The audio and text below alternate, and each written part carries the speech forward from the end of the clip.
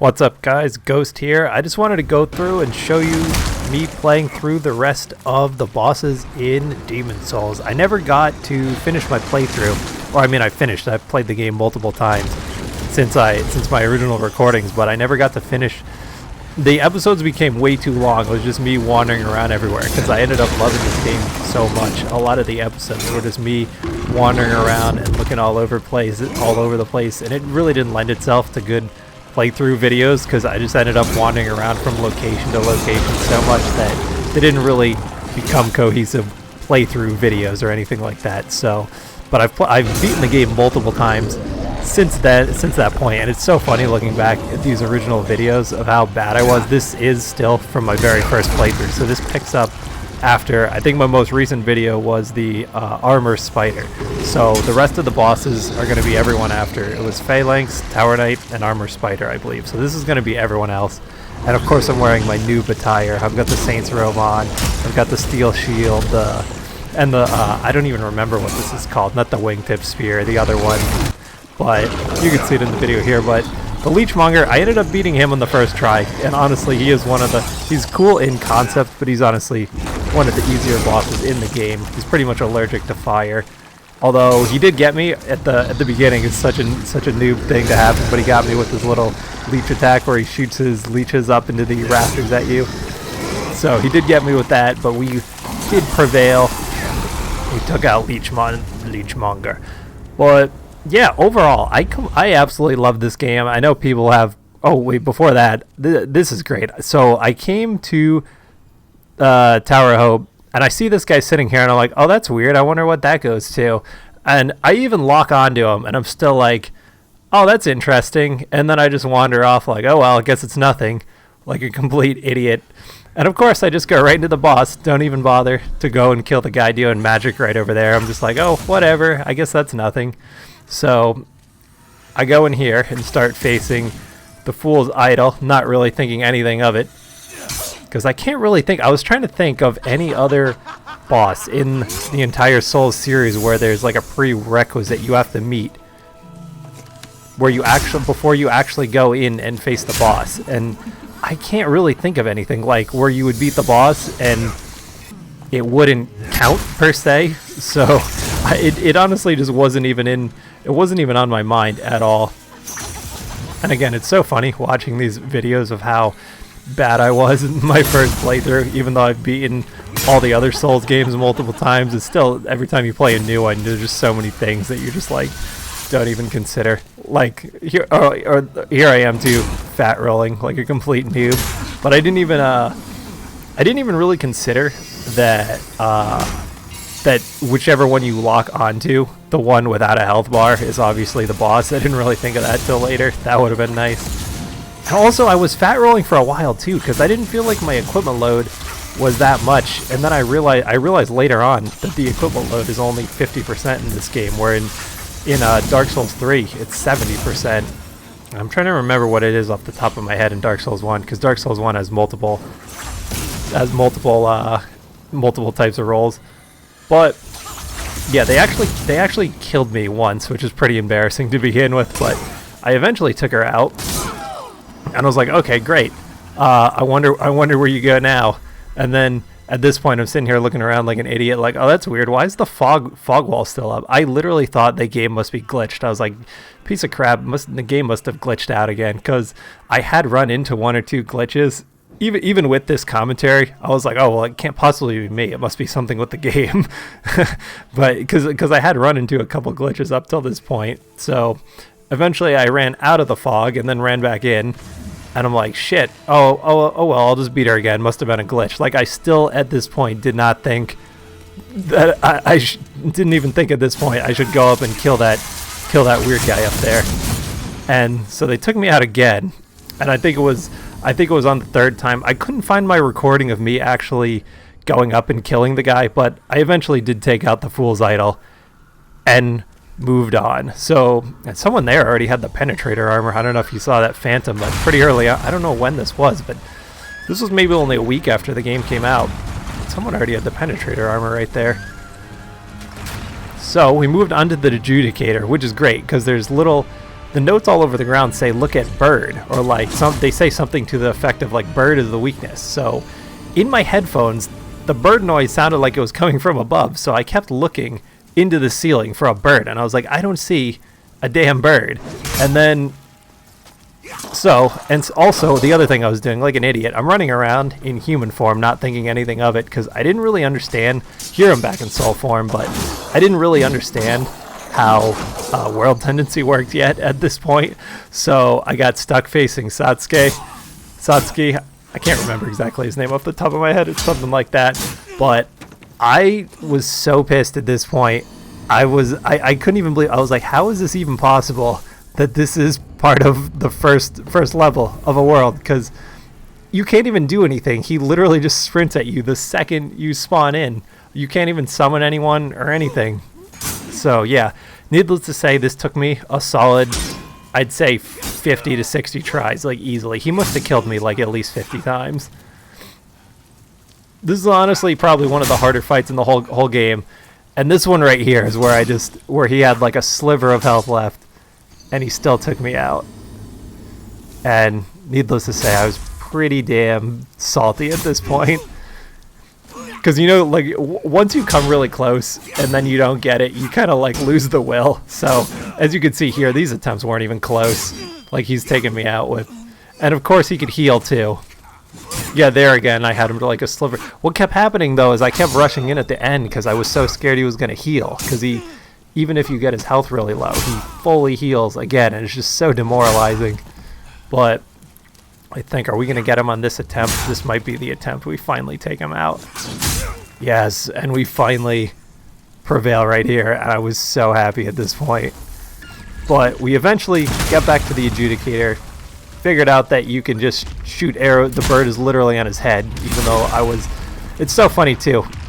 Again, looking back at these videos, how bad I was. It didn't even like occur to me that I could hack away at that big gash coming out of his hip, and that he would just tumble over.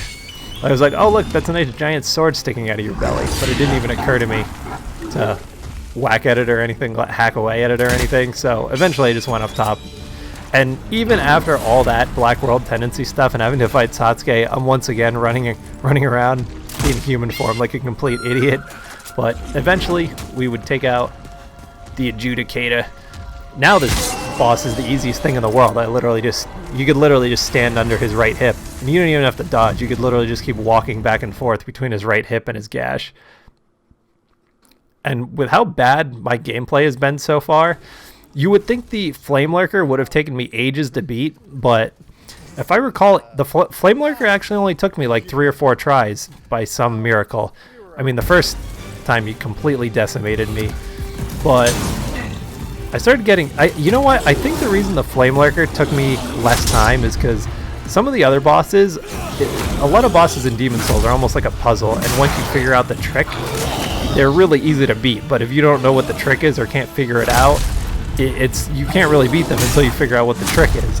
Whereas Flame Lurker is much more similar to like a Bloodborne boss, or it's more of a typical, more in the style of what you would think of with what FromSoftware bosses have become. And I've played all the other Souls games so many times that I think that's why, even though Flame Lurker is one of the harder bosses in the game, I think that's why it actually didn't take me all that many tries to beat him. I think I took him out on maybe the 4th try, I want to say, something like that. Yeah, and of course I finally figured out I'm actually fast rolling here, which helped a lot. I finally figured out the equipment load is 50%. He definitely kept tagging me a lot here with these quick... It's hard because he has 2 different punch attacks. He has one that's a little more of a quick jab, and then he has the one that's the bigger wind-up. And it's hard to try to predict which one he's going to do.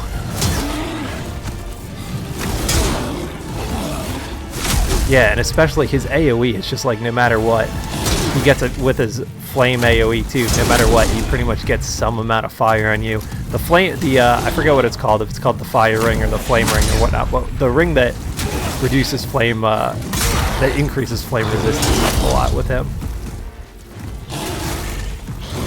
Yeah, I've been having, also I meant to say, I've been having a ton of fun with the PvP too. I know a lot of people are kind of like salty about the PvP and they don't like certain aspects, and don't get me wrong, there's a lot of BS in the PvP, but I just can't stop playing the PvP. I just think invading is so fun in this game, and I'm not even like one of those people that just goes in to like try to give people a hard time. Like, I genuinely enjoy invading, just PvPing with people. It's just so fun, like even with all its jankiness and everything else. I feel like if you could overlook certain things, and you know, certain things definitely do piss you off, but overall, I'm having such a blast with it. Finally took out Flame Lurker there. I think we're gonna take a bow for him because that was a phenomenal boss fight for a fight that was created 11 years ago. I never did play the original. I've been meaning to go back because I started in FromSoftware with Bloodborne. It was what got me into the series, so I missed Demon Souls originally back in 2009, and I've been meaning to go back and play on the PS3 forever. And then I started hearing rumors about the remake, and I was like, I'll just wait for the remake. But so this was my first time ever playing Demon Souls in any capacity. I actually see, because this was a completely blind playthrough too, so I thought the Dragon Bone Smasher, I thought that was actually part of the puzzle of the boss. I thought you had to like somehow get around that rubble, and the Dragon Bone Smasher, I thought that was like a switch, or like it looked like a fire hose to me. So I thought, oh, maybe you get that, and that's like a fire hose, and you like shoot water at him or something. I legitimately thought that, but we eventually made our way to the other side and took out his first arm, which I know a lot of people complain about this boss, like even veterans of the series don't love this boss, but I thought it was pretty cool. I actually enjoyed this fight after the difficulty of Flame Lurker being a more, you know, traditional, like again or I guess maybe not traditional, but what FromSoftware bosses have evolved into in a way. I thought Dragon God was a nice change of pace to more of a puzzle boss after more of a battle intense boss like Flame Lurker. I actually enjoyed this a lot, and the graphics of him are just visually stunning. Especially that initial bit from the trailer is just incredible, where he comes over the palace wall. Unfortunately, I didn't know about the hands. If anyone didn't know, there's actually a trophy you can get if you finish him with the Hands of God here. Which I didn't. It's funny, I'm not a big trophy person, but there are a few that I went out of my way to do in this game, just because I've fallen in love so much with this game. It's just so. One of my friends, you should check out his channel, named Mad Pete. He used the word charming. That's exactly what it is to me too. This game is just overflowing with charm to me.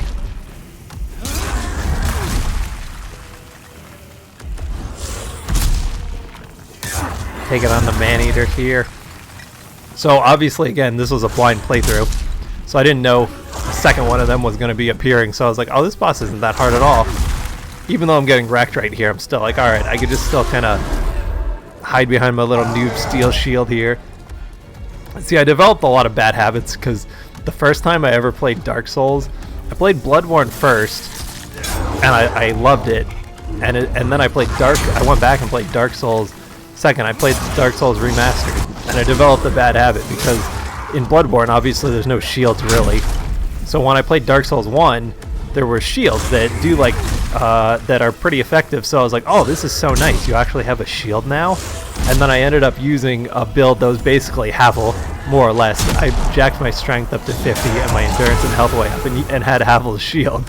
So I pretty much just beat every boss in one try using basically a build that was more or less Havel. So, and obviously I wasn't able to quick roll or anything like that, but yeah, and they lay me out over the ledge there.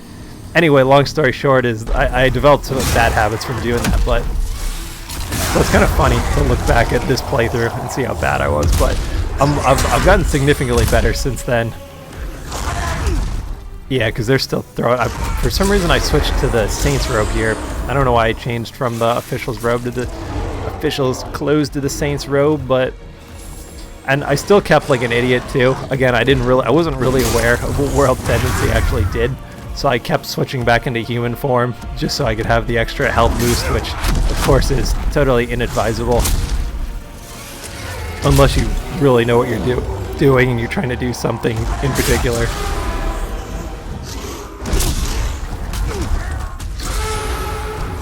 fight, it's interesting. You see, like, again, you see a lot of these original ideas in Demon Souls, and you see obviously what they evolved into. Like, I'm sure this had to have been an inspiration for the gargoyle fight in Dark Souls, and then obviously, you know, the very similar gargoyle fight in Dark Souls 2. Usually I'm not a big fan of multi opponent fights. I really just like facing the one-on-one. I like facing a really good one-on-one NPC, or more of like a humanoid type, like a penetrator type or something like that. Those are generally my favorite fights, or just some giant beast. I generally prefer those over multiple opponents, but I actually enjoyed the Man-Eater fight. I thought it was kind of fun. Luckily I didn't get any of the weird stuff where they fly off and they won't come back down. And they can be a little annoying, flying all over the place, but I actually enjoyed this fight. And I don't think this took me as many tries. It's funny, it's like the fights that took me the longest were like the Fool's Idol and the Adjudicator. I'm pretty sure it took me more tries than Flame Lurker and Man-Eater. But anyway, we're gonna move on to Old Monk. For the hardest part of this fight is the damn hallway. These things took me out at least 3 times before I think I even got to the Old Monk. And I was online. I wasn't off network or anything, but I guess I just didn't. Maybe because I was playing earlier, but I didn't get any PvP. This is the actual NPC it gives you if no one invades. Someone invaded me once and I died in the hallway like an idiot, like a complete noob. And then the next times after that I got the actual, I got the NPC, but I was playing online, I just didn't get anyone. I just didn't get an opponent. But I think he's actually gonna, I think he actually takes me out this first time, or maybe his homing arrow, yeah, his homing arrows take me out. Again, a little bit embarrassing, but that's okay. I'm much better at, like I said, I'm much better at the game now than in these clips. I should post like an update, and I should do like a post like a progress video. Because I'm so much better now than I am in these videos. It's so funny. I'm so bad on my first playthrough here. Or I guess bad for someone who's played a lot of Souls games. So he just jabbed me right in the face with his claws right there.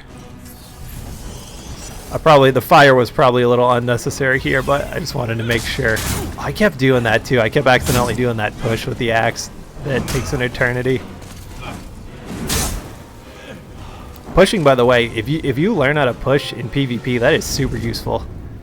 Just a tip, by the way. It's hard to get used to, and it's hard to get used to the actual movement with your hands, with your fingers, and it's. Oh, by the way, I had to do this. At least this is much later. This is after I got better, but I had to do this at least one time.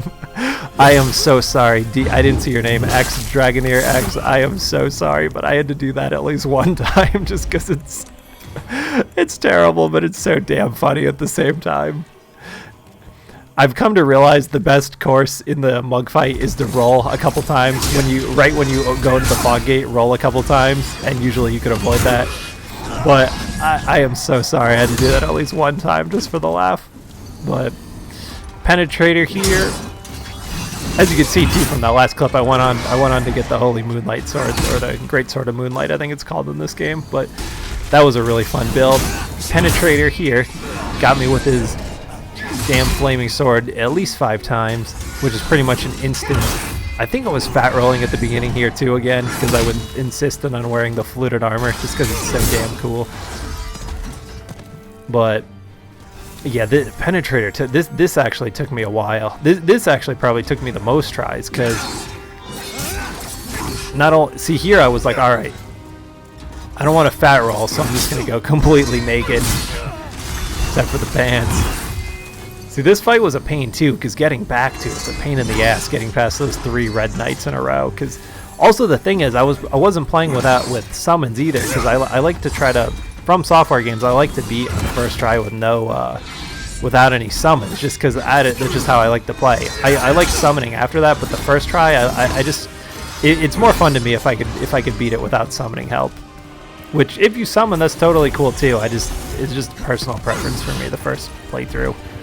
So it was a pain in the ass getting back here every time, but I eventually got a little bit. See, and then every time, see, by this time, every time his sword had the fire, ignited with the fire, I would just completely panic roll away. And I eventually got the hang of his timing here. I'm actually pretty good at this fight now. I've done it a bunch of times. I'm actually pretty solid at it. After you learn his patterns, he really only does 3 or 4 moves. He really only does the leaping swipe.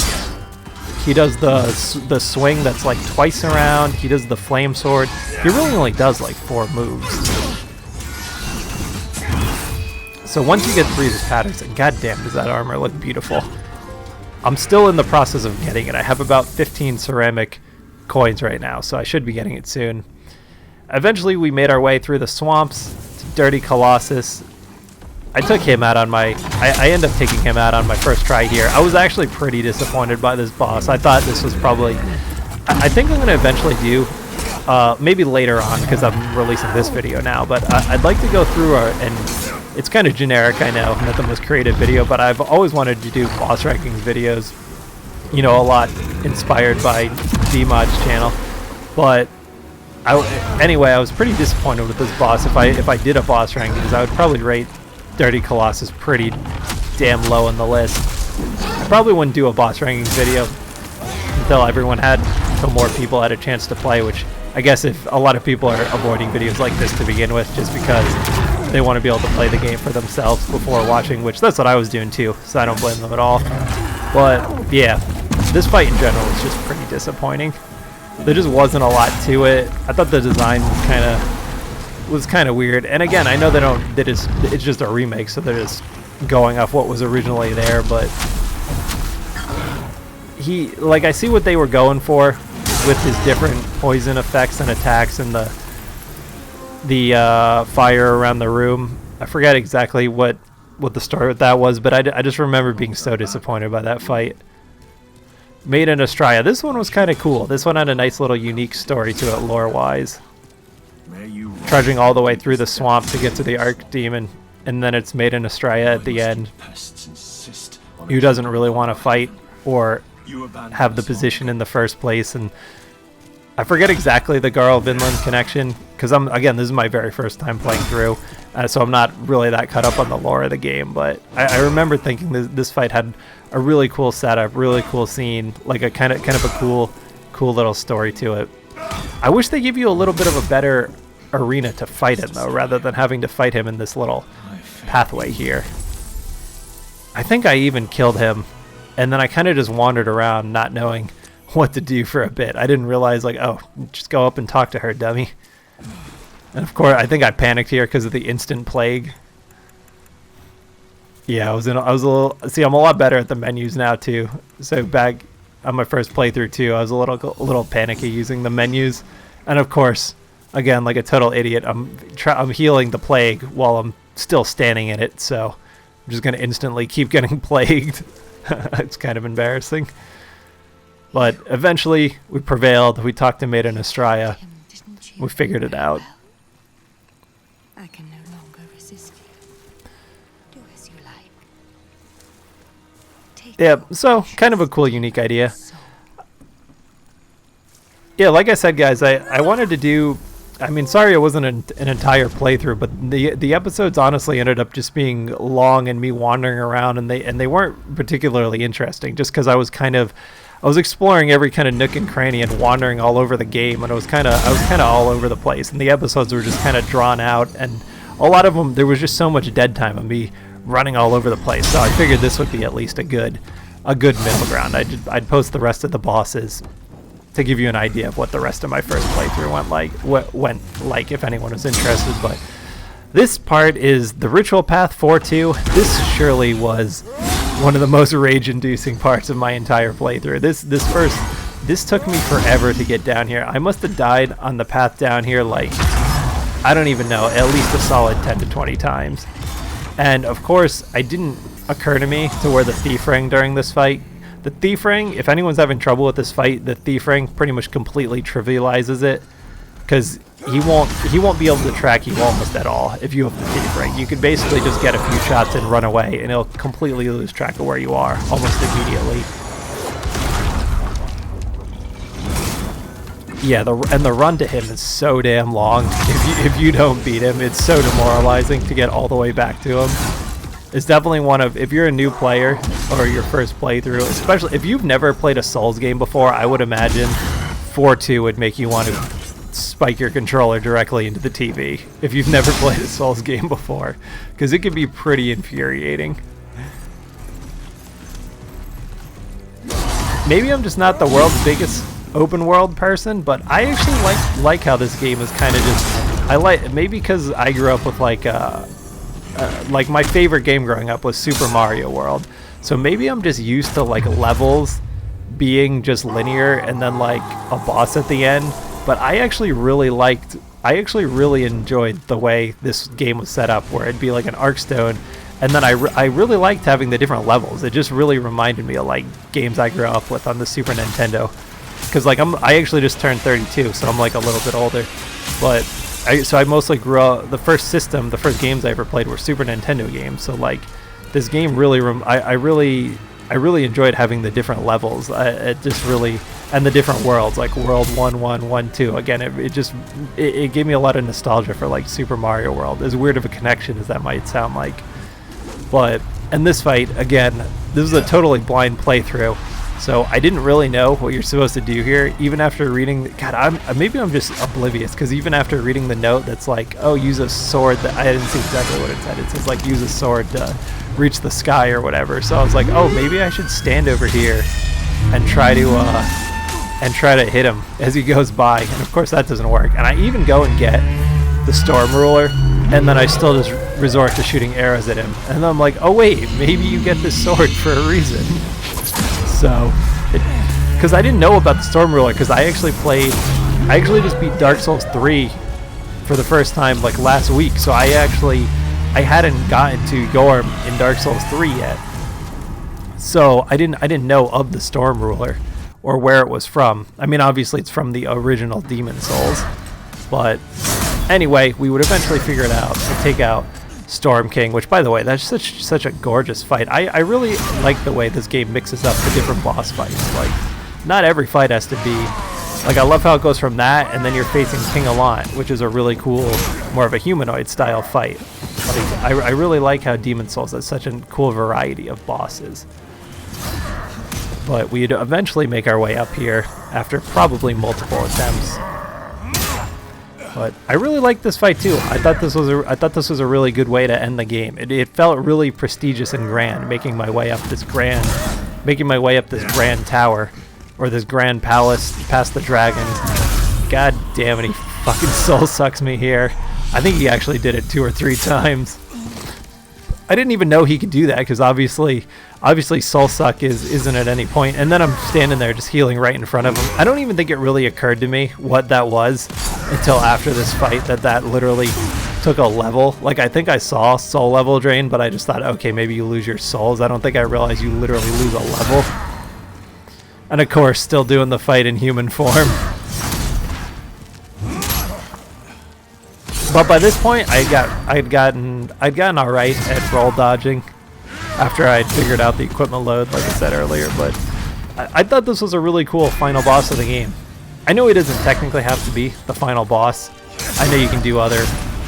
I know you can fight him and then go to the other archdemons. But by the way, is it Arc or Arch? I feel like I switch back and forth. I feel like sometimes I say Arch and sometimes I say Arc.